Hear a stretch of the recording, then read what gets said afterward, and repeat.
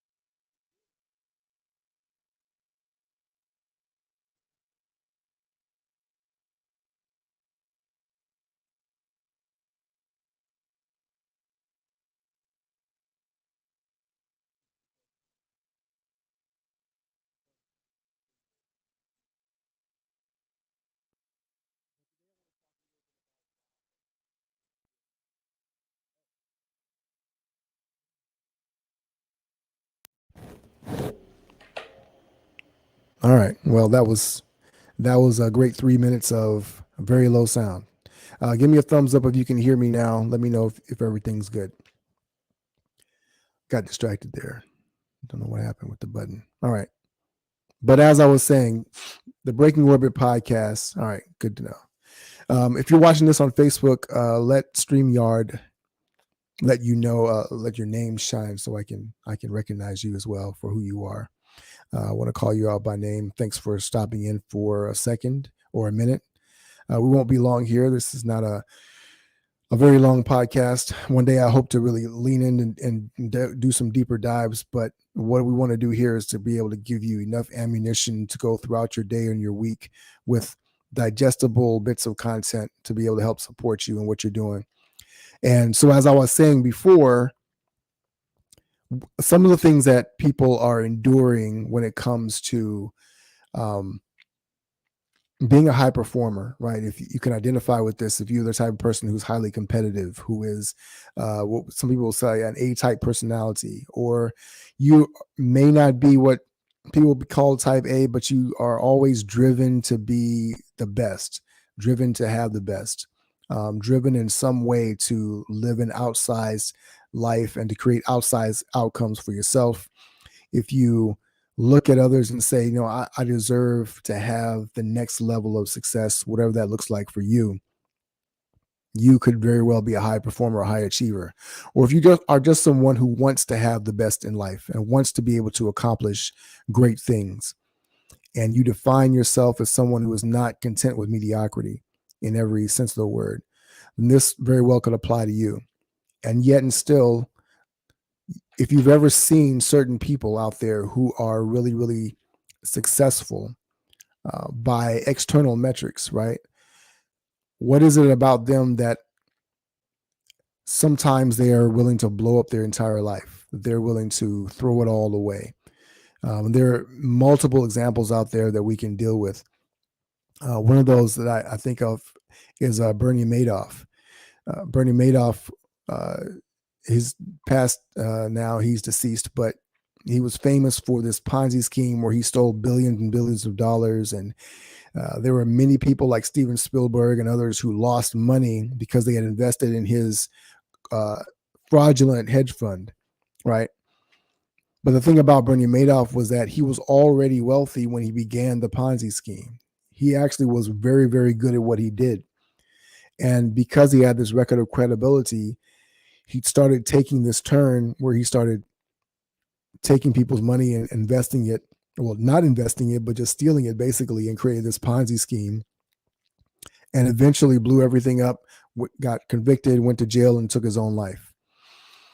And you look at somebody like that and you say, well, you already had everything that you needed. Why would you need to go to that next level to blow it all up, right?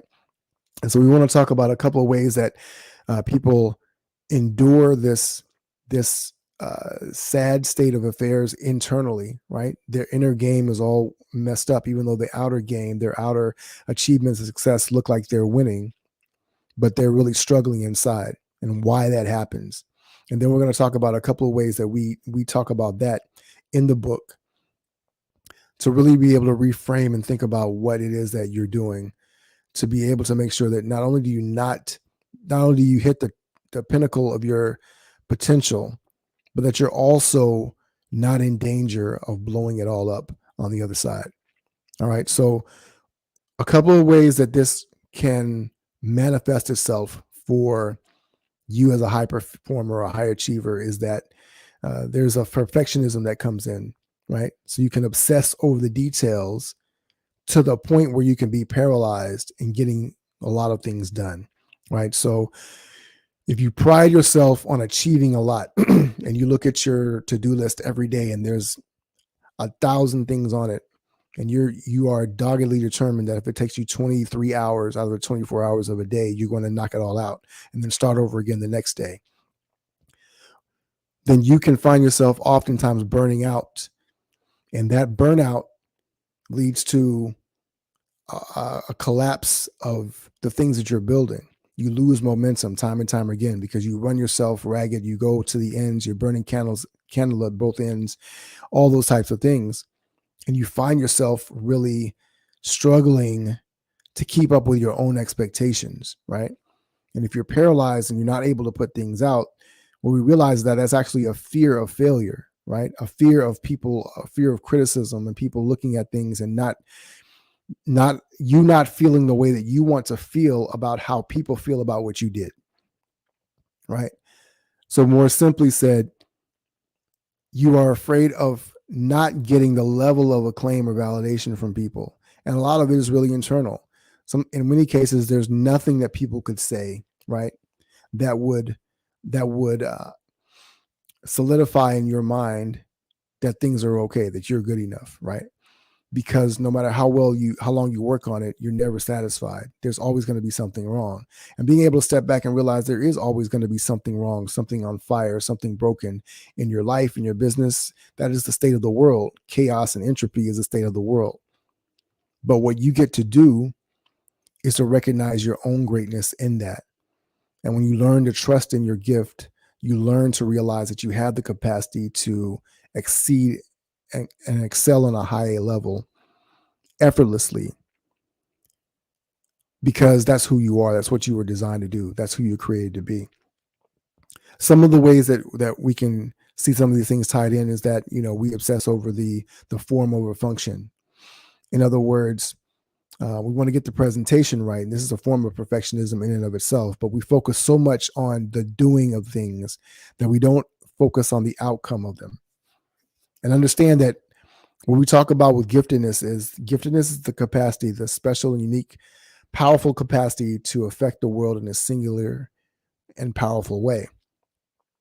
And this is unique to each and every one of us. But if you are not tuned into that inner gift that you have, and you don't understand the impact that you have, And a lot of times what you can end up focusing on is just the efforts, right? Let me make sure these presentations are right. I've got all the degrees, I've got all the accomplishments. And these things are outward trappings to hide your inner insecurities.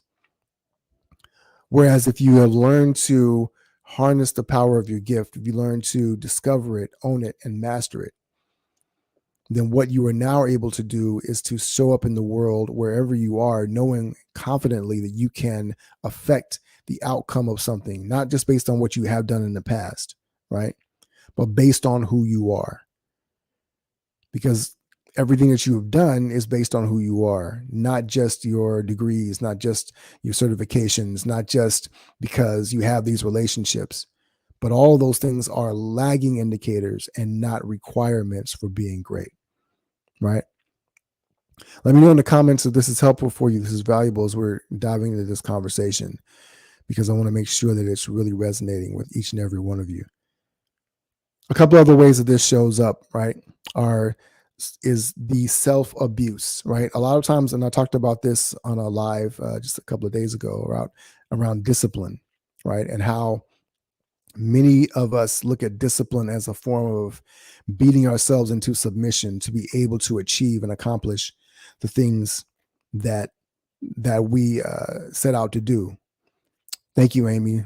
Good to know this is helpful for you. But one of the things that happens when we see discipline in that way is that we often become abusive towards ourselves, abusive in our self-talk, abusive in our thoughts, and it can then spiral outward into abusing those around us. And there's different levels of abuse, right? Sometimes it's subtle, but that idea that we have to punish ourselves, to give ourselves negative motivation to achieve and accomplish certain things, to the point where we don't even allow ourselves the joy of celebrating when we have gotten a win, but we're immediately beating ourselves up because it's not high enough, right? Yeah, I got this talk, I got to speak on this stage, but it's a little thing. We learn to minimize ourselves, minimize our accomplishments, minimize our own identity. And this is an internal thing, because oftentimes you can hear people and they sound very confident when they're talking about themselves, but there's a thin air right there that says, I'm not really sure that people believe it, so I need to make sure that I'm asserting it all the time. People who are always telling you how great they are, people who are leading with the things that they've done, the things that they've accomplished, right? As a standard operating procedure for interactions with people, versus having the inner confidence and even humility, which for some people is a bad word, even the humility to be able to let others lead and to be able to step up when required. Amy, you said, yeah, I could have done more. Say more about that in the comments. I love to respond to that thought. Another thing is that shows up very often is isolationism. And when I talk about that, I don't mean that they go and live on an island, but that they exist in an island in terms of their own leadership or their own responsibilities, right? So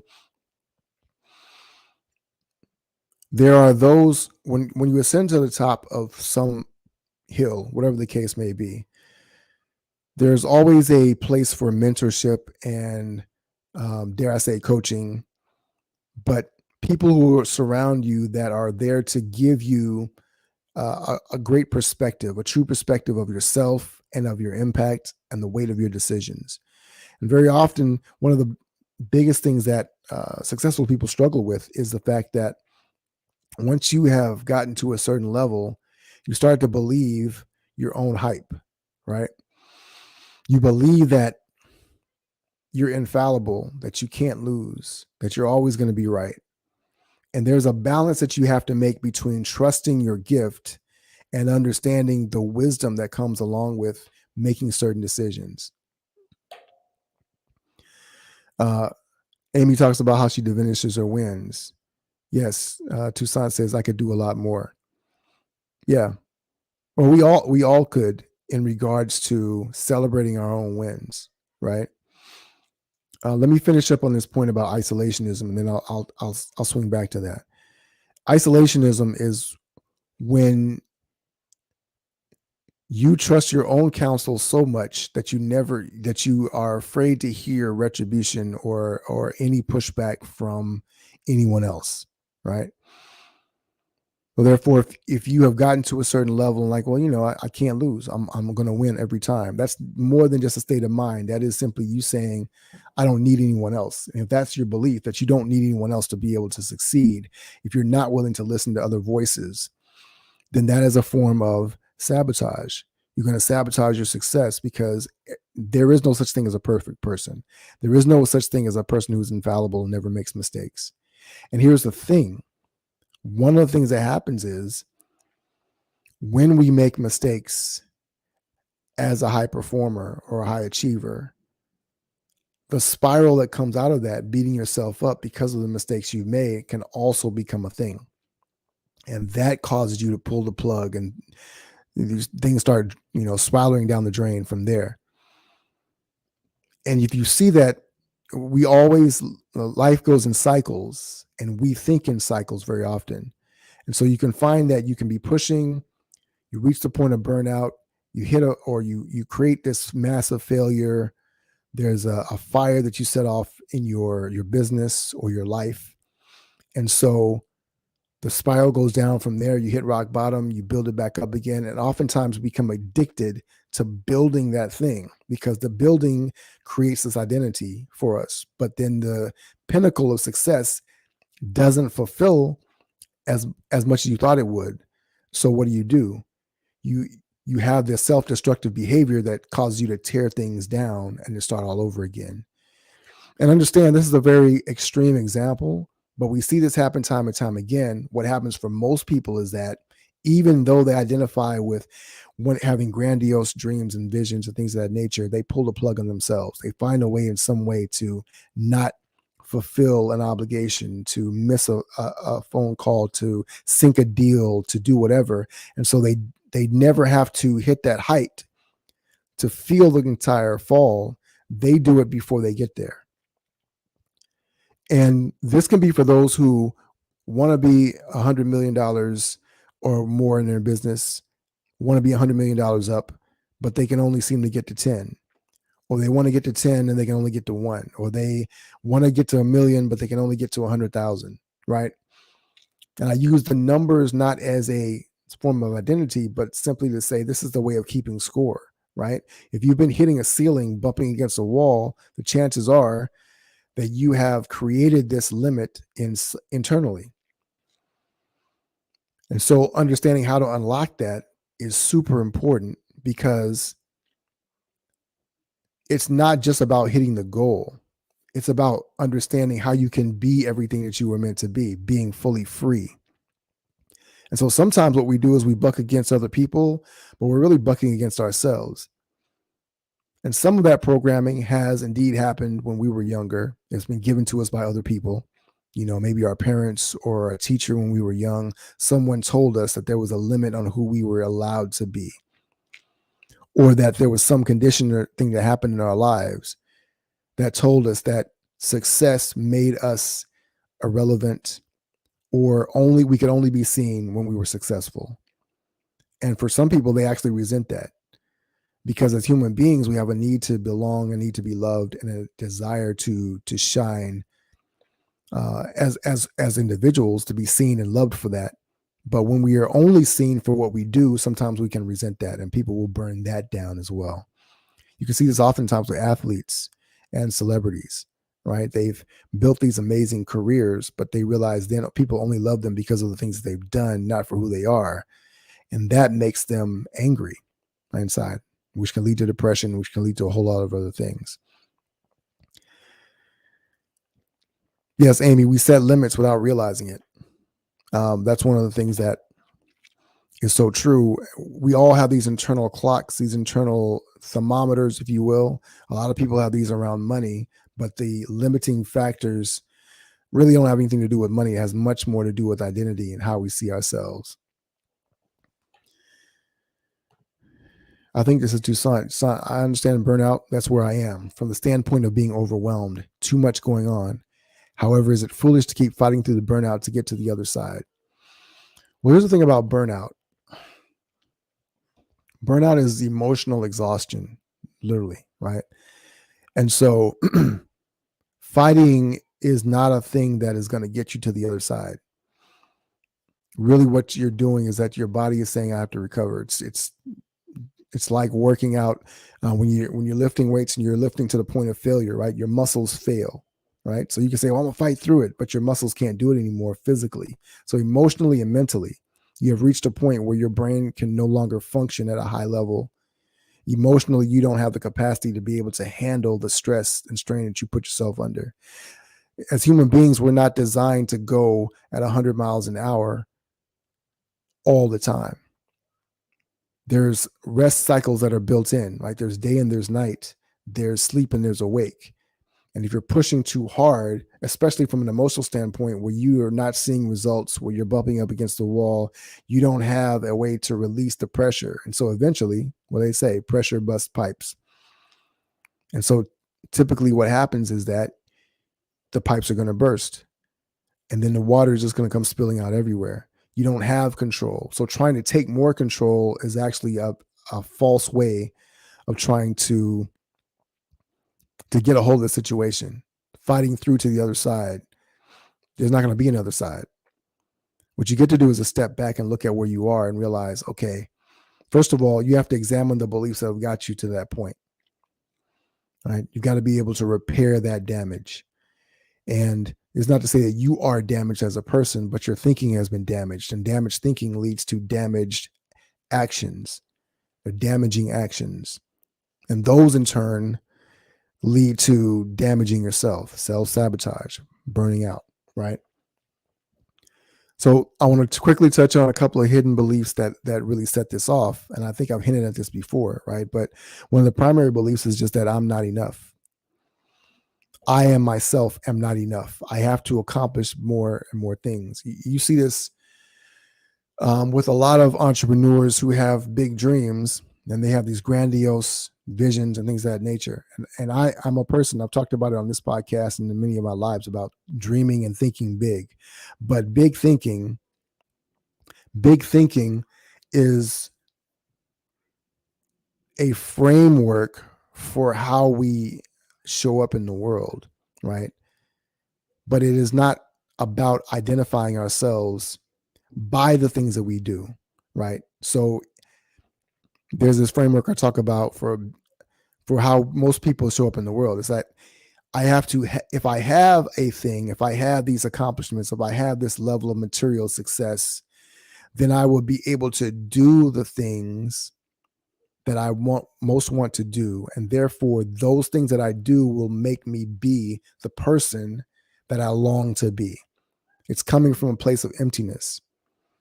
And what I'm saying is that we get to reverse that and understand the real process that giftedness shows us who we are, who we be, who we should be in the world, the things that we are, the who that we are, the what we are in terms of our gift allows us to do. So when our doing comes from our being, then our having comes through our doing.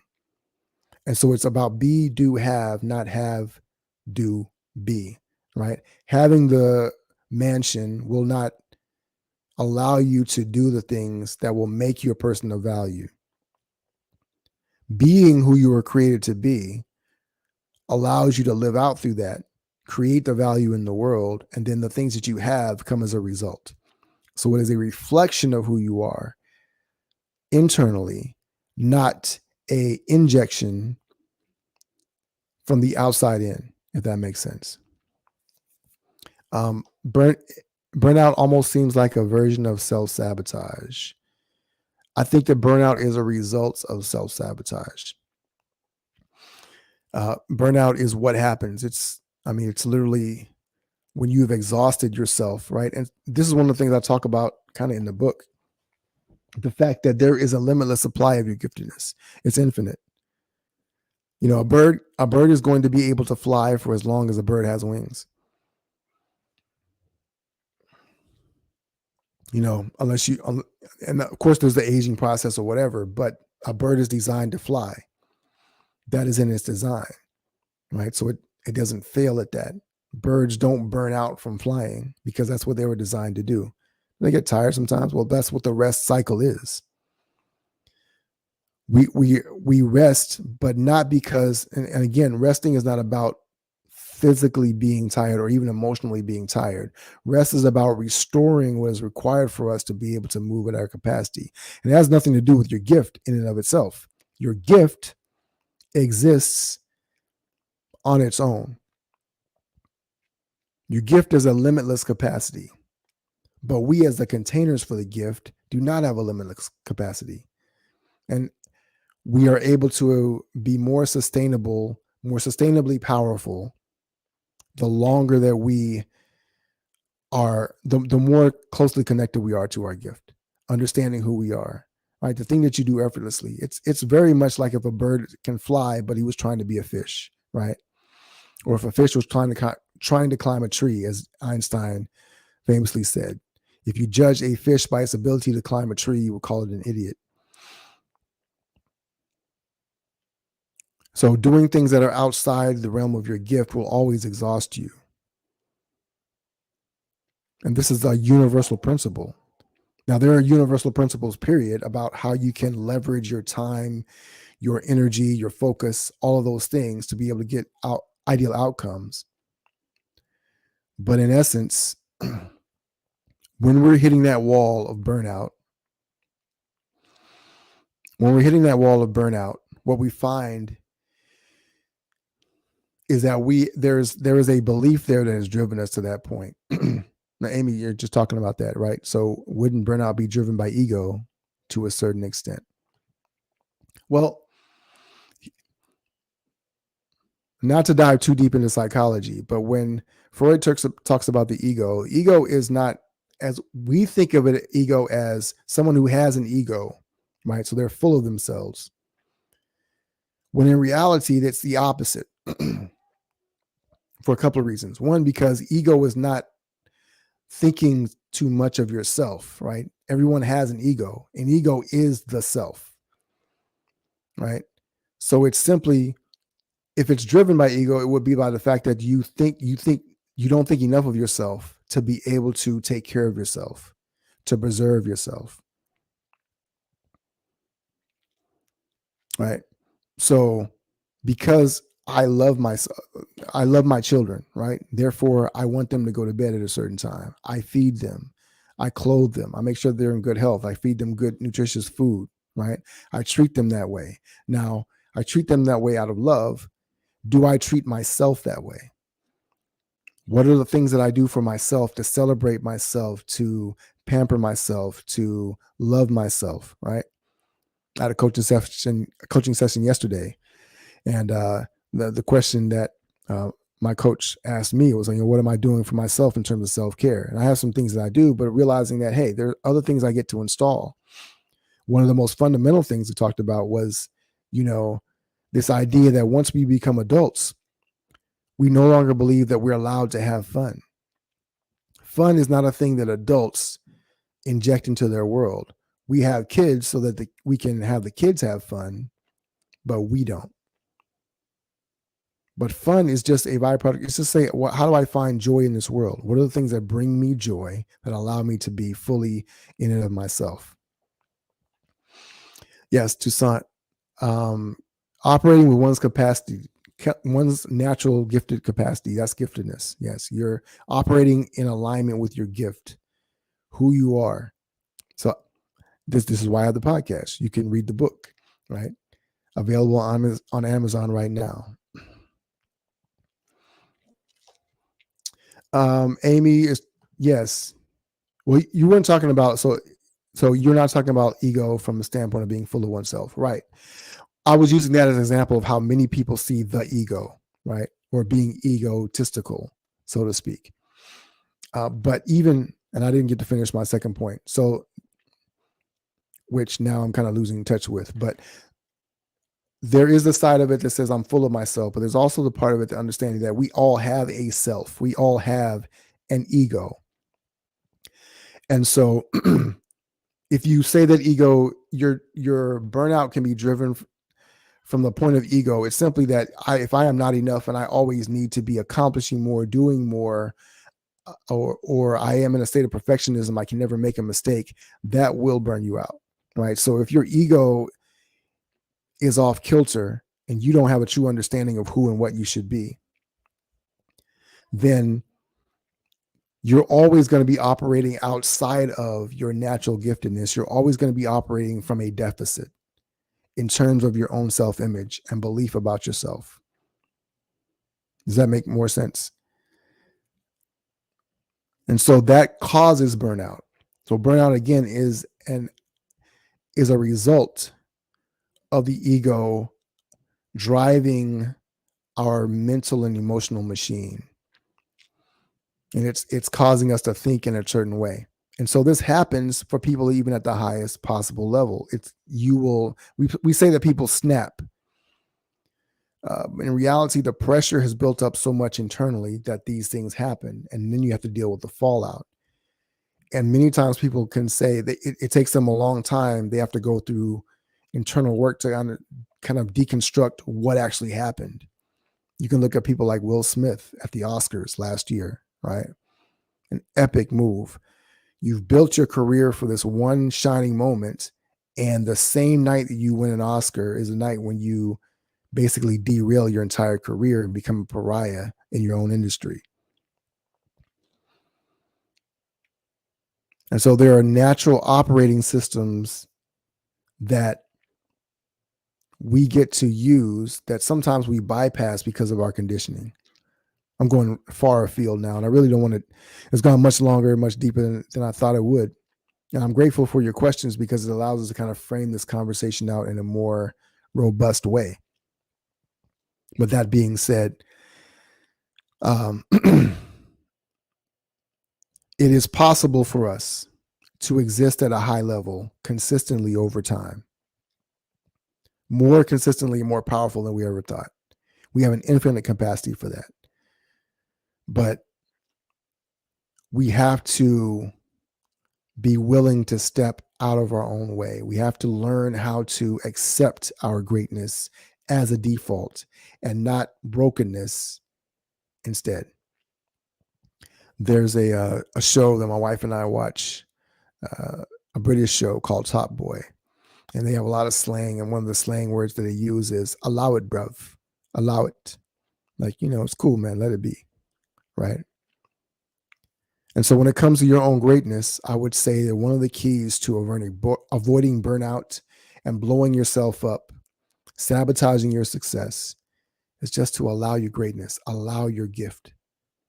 One of the first keys in the book that I talk about to discovering your gift is to accept that you have it. And it's very foundational because once you accept that you have a gift, then you can start to unlock all the doors that allow it to simply flow through. It's like turning on the faucet and allowing the water to flow through the hose. We have so many kinks in the hose and so many ways of just blocking or knocking off the switch, the valve that allows our gift to flow. Our world is very good at that. What we get to do is discover all the ways that we can allow it to happen. I'm appreciative of you for listening for this extended conversation. Hopefully it's been valuable for you. For those of you who are watching it later on, I would love to know what your thoughts are. Drop a comment below. If you're watching this on replay, drop a hashtag replay. Over on YouTube, give us a thumbs up, smash the like button, subscribe, and share this conversation with someone else. They don't have to be an entrepreneur to understand that there's something great about them, to understand that sometimes they burn out, to understand that sometimes they are sabotaging their own greatness, their own success, the things that they say they want, they can't seem to either achieve or sustainably hold on to. And what my wish for all of you is that you would understand that, you would get to lean into it, and you can learn to live a life full of significance and meaning and joy. Thank you for that, Amy. Thank you for that, Tucson. Thank you for all of you who have contributed to this conversation, even by your very presence. It's time to make lunch for the kids. My name is Frederick Douglass Bussey. Go get your copy of Breaking Orbit, Rip Out of the Regular by Unearthing the Power Within. It's available on Amazon right now. I look forward to seeing you on the next edition of this show, Ever Forward.